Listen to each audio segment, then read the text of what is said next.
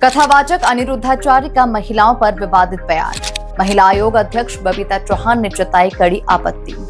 माफी मांगना सॉल्यूशन नहीं, कानूनी कार्रवाई की तैयारी। बयान पर महिलाओं में भारी आक्रोश, सोशल मीडिया पर ट्रेंड। अनिरुद्धाचार्य का खेद जताने वाला वीडियो भी जारी। कथावाचक अनिरुद्धाचार्य की महिलाओं पर दिए गए विवादित बयान ने तूफान खड़ा कर दिया है। जहां 25 साल की उम्र तक महिलाएं 3-4 जगह मुंह मार चुकी होती है। ये बयान न केवल उनके भक्तों में निराशा का कारण बना, बल्कि पूरे देश में नाराजगी फैल चुकी है। अब ये मामला यूपी राज्य महिला आयोग तक पहुंच चुका है, जिसने इस बयान को महिलाओं के सम्मान पर घिनौना प्रहार बताया है।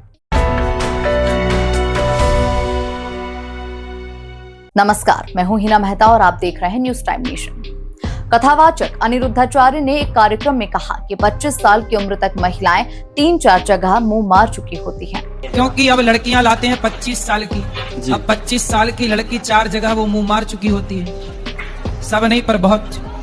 और वो 25 साल की जब तक आती है तो पूरी जवान होके आती है। जब जवान होके आएगी तो स्वाभाविक है कि वो अपनी जवानी कहीं ना कहीं तो वो उसकी जवानी फिसल जाएगी या जाएगी। जैसे कि अभी एक लड़के के संग हनीमून मनाने गई, परंतु वो किसी और के साथ वो रह चुकी थी, उसके साथ चक्कर था।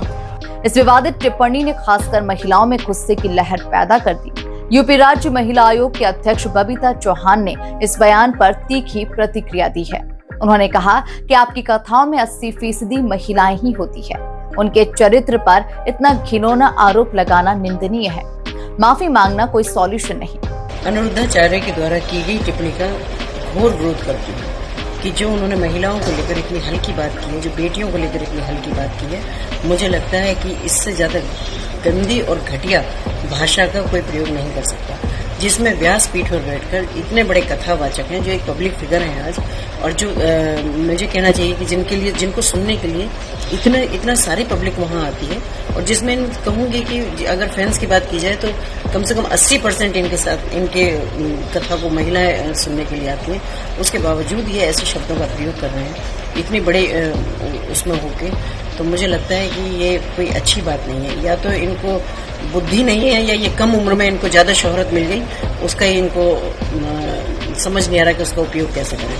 तो कई बार होता है कि मैं तो यही कहूंगी कि विनाश काले विपरीत बुद्धि, कि अच्छा खासा लोगों को पब्लिक भी इकट्ठा कर लेते हैं, कथा भी सुना रहे हैं, सब कर रहे हैं, उसके बाद में जरूर ये कुछ न कुछ ऐसा कर देते हैं कि जो महिलाओं के लिए बहुत मुझे कहना चाहिए कि इससे ज्यादा घटिया शब्दों का चयन नहीं हो सकता जो इन्होंने किया है। इस पर कार्रवाई की तैयारी की जा रही है। जहां बवाल बढ़ने के बाद अनिरुद्धाचार्य ने एक वीडियो जारी कर खेद जताया।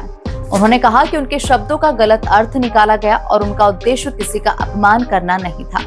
तो मैं तो आयोग की तरफ से भी कहती हूँ कि हम इनका संज्ञान लेंगे, और मैं वैसे भी कहती हूँ कि जो भी कड़ी से कड़ी कार्रवाई हो सकती है वो इनको करना चाहिए। माफी मांगना किसी भी कहना चाहिए किसी भी गलती का सलूशन नहीं है, क्योंकि आदमी एक बार गलती करता है, 2 बार करता है, बार करता है, और ऐसे कथावाचक अगर गलती करेंगे तो फिर कैसे काम चलेगा। जहां हम भी मंचों पर जाते हैं, ईश्वर की कृपा से बड़े बड़े मंचों में जाने का मौका मिलता है, तो हम कहते हैं भाई आप अपनी फैमिली के साथ आएं, बच्चे कथा सुनते हैं, बच्चों में संस्कार आते हैं, बच्चे हमारे भगवान राम, भगवान कृष्ण के बारे में जानते हैं कि भाई क्या थे वो।